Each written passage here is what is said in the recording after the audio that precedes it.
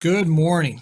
Happy Monday. Welcome to POWER30 Live. Today we're talking to Dean Dovolis about modular construction and how he can get that cost down by a big number. You're going to want to pay attention to that.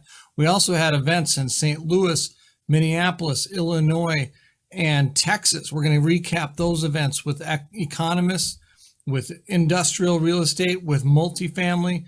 It's going to be a great show. POWER30 starts now.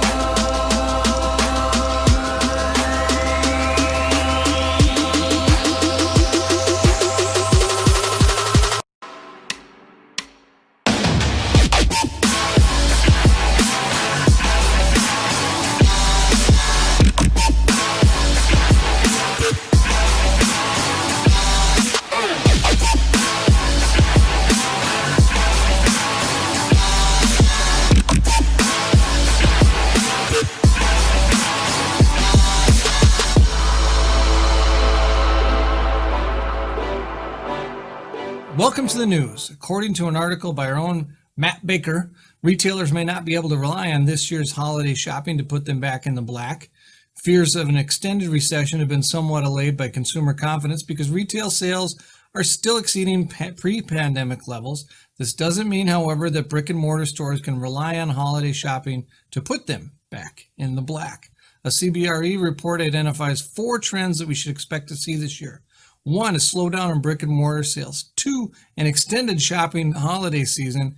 And 3, a second surge in e-commerce sales. 4, an attempt by physical retail to balance safety with experience. Front Yard, the single-family rental company, will go private in a $2.4 billion deal, according to Globe Street. Transaction will be led by Pretium, along with a group of its investors and fund managers, by the real estate equity and alternative credit strategies of Ares Management Corp. Try saying that really fast. When the deal closes, Pretium said it will be the second largest owner and operator of single-family rental properties in the United States, with a portfolio of more than 55,000 rentals. Don Mullins, CEO of Pretium, believes that the company needs scale to achieve its goals. I got to think 55,000 better be scale. In another Globe Street article citing data from Real Capital Analytics, institutional investors are still net investors in 2020, meaning they are buying more than selling. This could turn as recovery continues, given institutional investors have the ability to wait for things to recover before selling. But for now, the buyers outpace the sellers by $9.6 billion. In our continuing quest to bring you REIT market information, this week we are looking at REIT preferred stocks. Preferred stocks carry a more favorable liquidation preference compared to common stocks, and they often carry more yield. Preferreds, however, are typically limited in the liquidation price, thus limiting your upside. It's often the same as their initial purchase price, typically $25 a share. Investors we have spoken to will look at the spread between common dividend and the preferred dividend when looking at which to buy, in addition to where the common shares are trading. I can't give you investment advice, but here's a chart showing some of those deltas. 52-week high of the common, 52-week low of the common shares. You can see where sometimes it makes sense, sometimes it doesn't. We'll keep an eye on these preferred stocks along with common stocks from our equity desk, Jackson Phillips, as we go along through this show. At a recent RE Journals conference addressing the condition of healthcare real estate in Illinois, many are seeing positive signs for the asset class, even though the continued COVID-induced struggles. Amy Sovine of Physicians Realty Trust commented on potential M&A activity. I'm going to go out on a limb and definitely say that there's going to be some increased merger and acquisition activity, M&A activity, hopefully some monetization opportunities where a lot of these health systems that have been holding on to their real estate will look to some buyers out there like Doc and be able to unload some of their real estate, monetize and capitalize on that. But in terms of how healthcare is being administered, I do think it's gonna continue where you're maybe not in the waiting room anymore. You're in the car waiting for your text message, or you have to be in the waiting room alone, reducing the number of people that can come along on your visit. continued screenings, temperature screenings and questionnaires over the phone before your visit or when you arrive for your visit. And of course, everyone knows telehealth isn't going away. So just figuring out how that looks and works in the physical office environment is kind of on the horizon here. Brian Howard, president of Sage Equity Partners, and Joel Magliochetti discussed off-campus real estate. Micro hospitals or neighborhood hospitals, certainly they can be run more cost effectively than a major hospital and can perform almost all the same services as a full-blown hospital.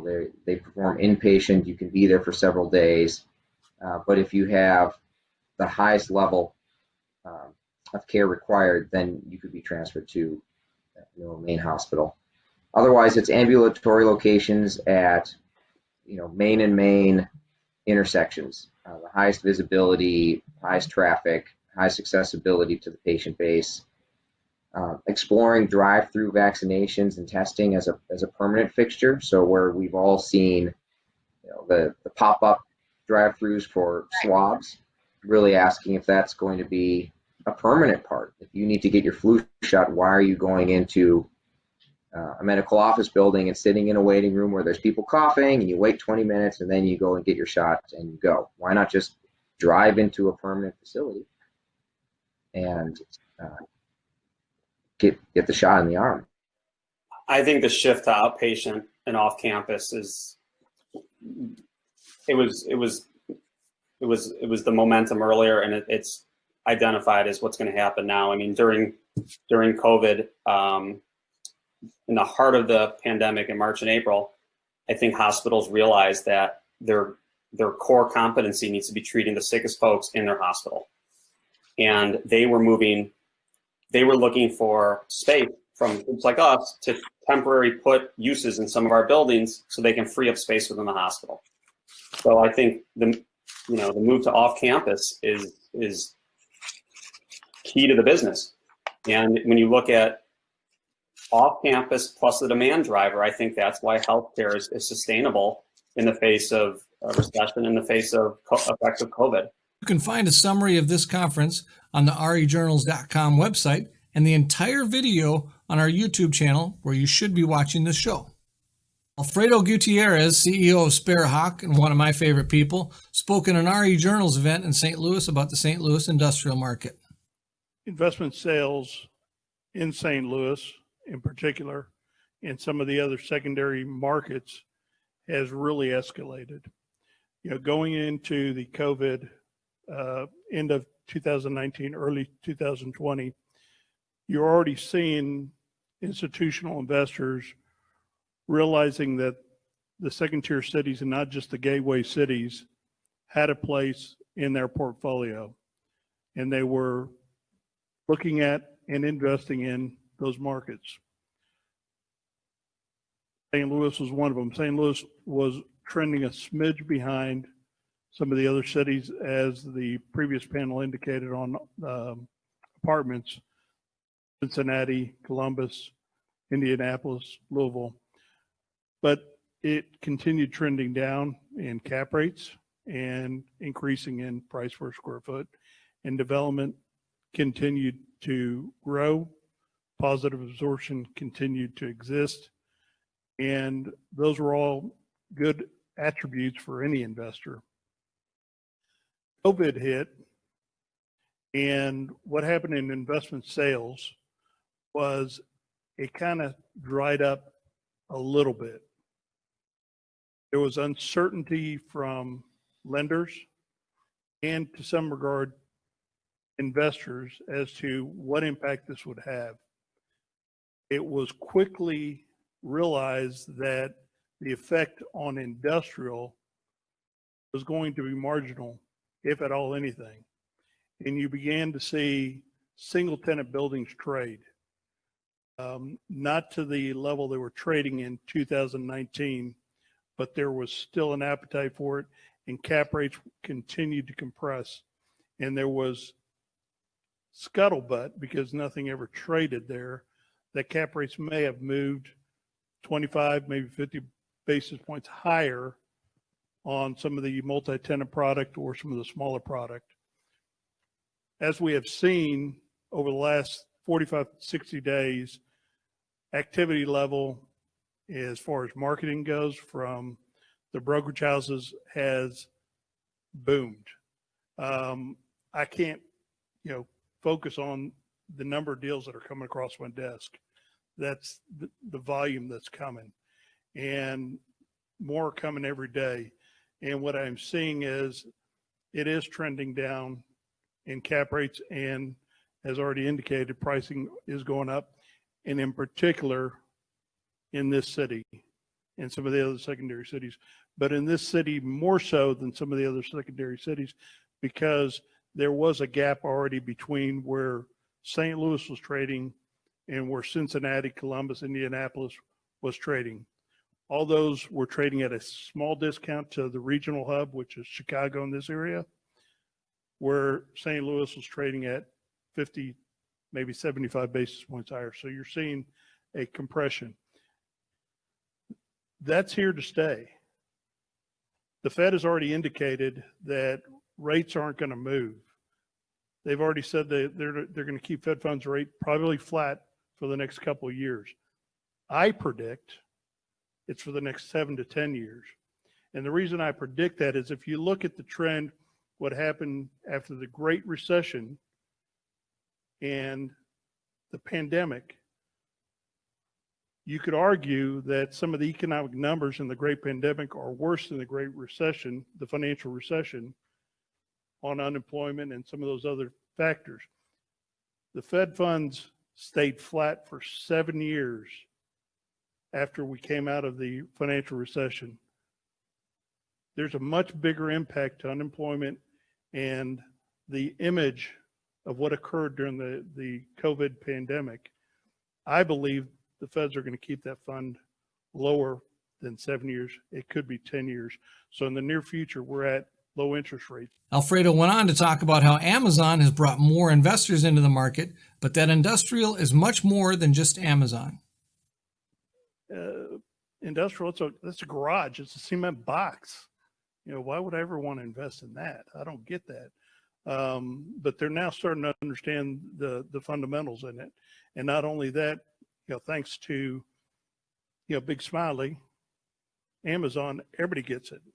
And they all think industrial is Amazon, which is, as we all know, false. E-commerce is about 20% of the retail sales. At the end of 2019, depending on who you read, it was around 14, 15% of retail sales was e-commerce. Amazon is about 20 to 25% of e-commerce. So if you do those numbers, you're like, well, Amazon's really not industrial. It is part of industrial, but it is not industrial. The advantage is, they've been growing like crazy, putting up 2 or 3 boxes in each market. As we already indicated here, two big boxes have come into this market. And the reason they're doing that is they're realizing with going from the just in time concept to the just in case concept, which was easily understandable to the common person by saying, could you find toilet paper during the pandemic? They get disruption in supply chains. That's all you need to tell them. That existed, but it existed in a lot of products. So what they're seeing is we still need the gateway distribution point, which is Chicago in this part of the market, or Dallas to lesser extent. They still need that. But you also need some decent sized boxes closer to the population. That's what Amazon's doing. That's what all the other big box retailers are doing. And it's amazing to look at the numbers. I mean, e-commerce during the pandemic went up by over 200%. So we went from 15% to 35, maybe 40%. It is settling back down, but it's still going to be much higher than the great acceleration we were having pre-pandemic. it'll settle down to be north of 20%. We will have to have Alfredo on for a full interview before the end of the year.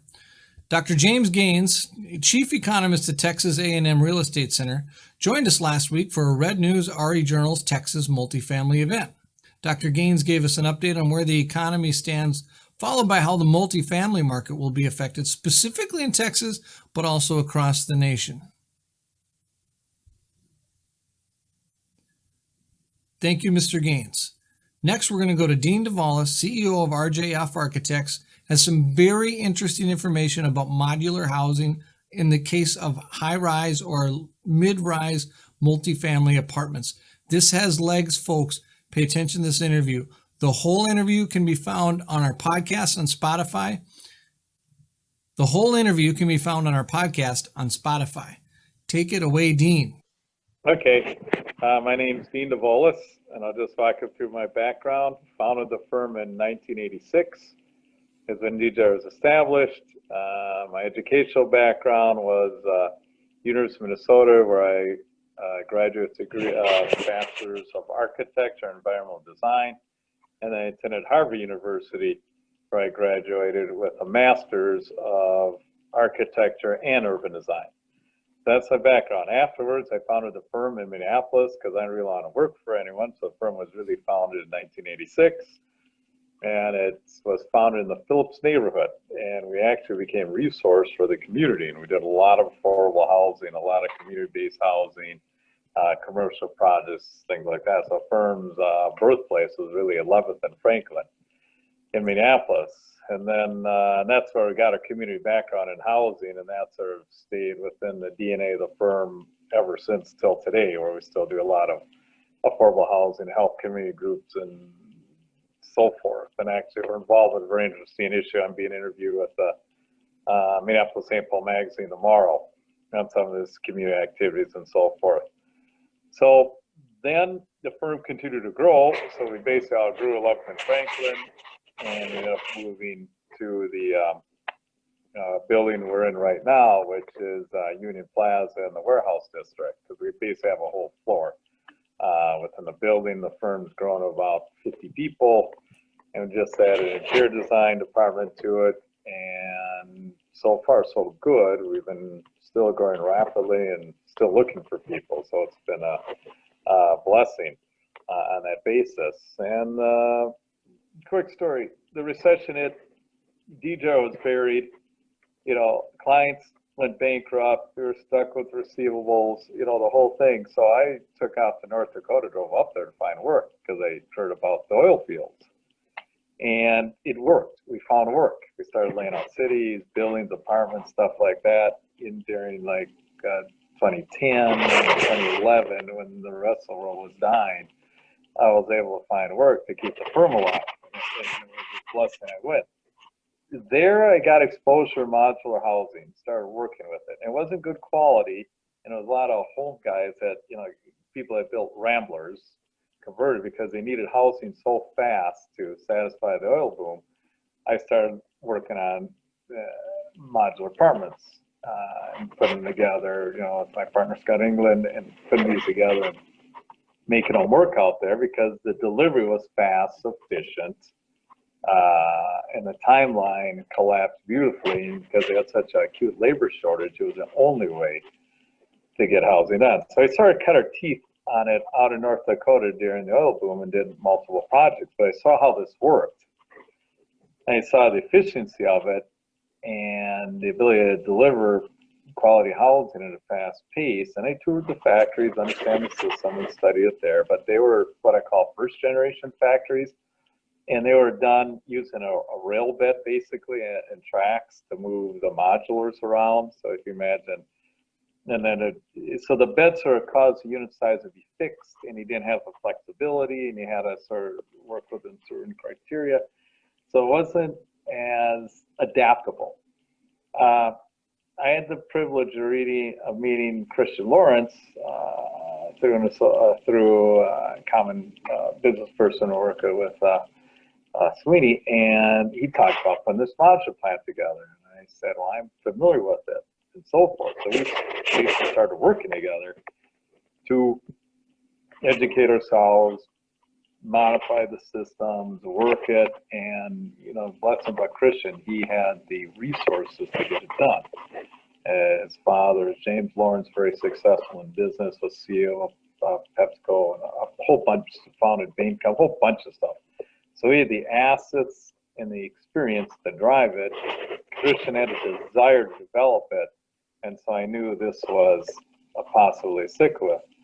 So he started working with him, learning the system, seeing him put his plant together. And what he did different, because his plant was being created new as opposed to historical under his own method, and he bought a large building in Owatonna to the south. But their method is using air pods. Now, I may think that's very simple. The units are hauled around on air pods that are underneath, and you just push them along. Two people can move the modules around, you know, and these weigh multiple tons. And that really loosened up the flexibility. Such a simple idea, but it created it. And then he'd use overhead cranes, and he organized a computerized mill so the lumber was efficient. So the beauty of it, this was a plant built just specifically for multifamily construction. Everything's delivered to Owatonna, and it's all the inventory there. And then I put in everything in that factory, the cabinets, everything, all the components are there. And it's really efficient because you're not having to take up elevator or stairs. It's just another step in the price. As the units move around the air pod, you know, and, you know, so you make, you know, the manufacturers, you make the floor on a bed, then the walls and the ceiling are made separately, then the box all come together simultaneously, and then it starts moving through around the factory at each step: electrical, mechanical, plumbing, sheetrock, windows, insulation, as we go through.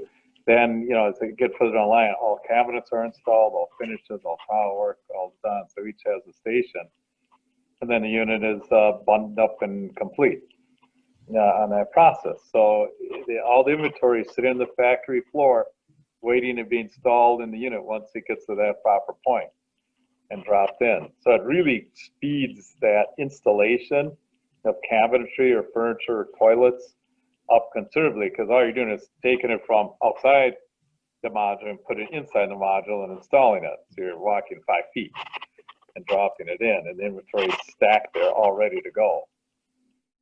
So I had heard you say cost savings, and you don't have to tell me a number, but I'd love it if you did, that you could ballpark, if a developer is sort of penciling it out on a napkin, cost versus traditional on modular. Well, if I can get, you know, it can get up to 50% with scale.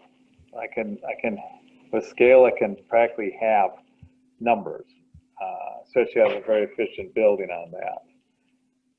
I have, working with Christian, a new way of delivering housing affordably, and very good quality housing affordably on it. And I give Christian credit too. At the same time, he invested in building his own project, which is Mod42, which is a 30-unit project on 42nd Hiawatha, just west intersection, to test drive it, work out the bugs, go through it. So we had a model we were studying. We did the drawings and figure out how to, you know, you have to learn a whole new language, architecture, to do modules.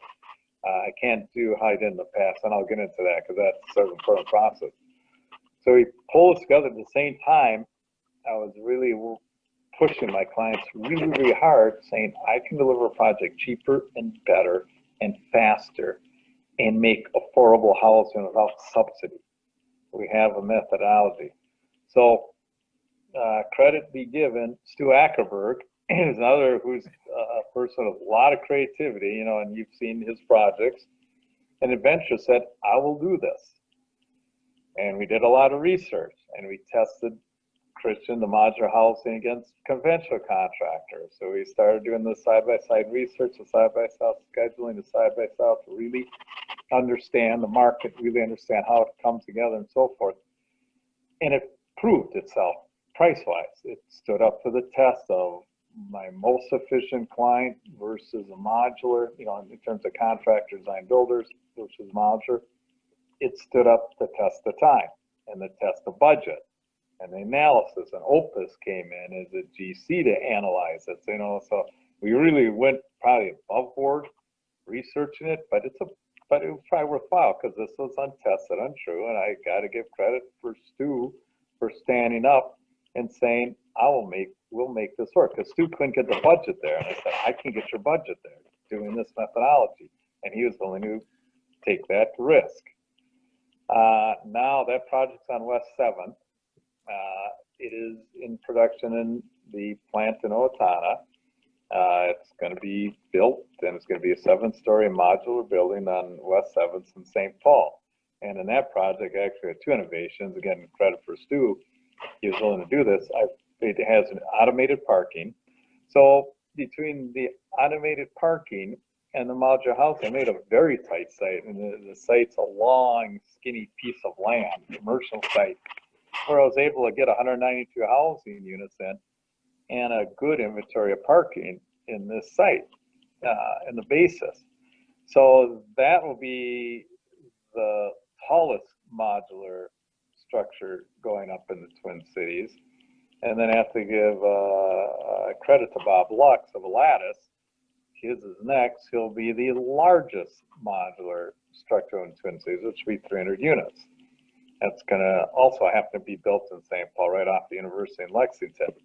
So the market is, we've had some front runner or unique developers that are willing to look at this model, and they're seeing it. They're seeing the savings. Really went through the research deeply with Stu. Bob had the same discussion. See, Bob, you said I can't make it work. So we redesigned his project to make it work. So he took it from traditional drawings that a different firm did, and redesigned it, make it modular. And that made the difference of not building it versus building it. That got the budget and the price points in line. Now, are they market rate apartments, or are these affordable? They're market rate. Both are Okay. market, but the cost savings makes it competitive. And if you do a low-rise building like Mod 42, where let's say I do a building that has no parking or just limited surface parking, no elevator, then I can deliver natural, they call it NOAA, which is natural affordable occurring housing, they call it. So I can deliver 60% adjusted median income housing, and that qualifies as affordable housing by state and federal regs without having subsidy, and that's a big deal. So now I'm starting to serve the deepest part of the housing market, the most underserved, that I can make housing affordable for people that are making $42,000 a year, because that's what 60% AMI equates to, and they spend no more than 30% of their income on housing. So that's sort of a big revelation on the affordability of housing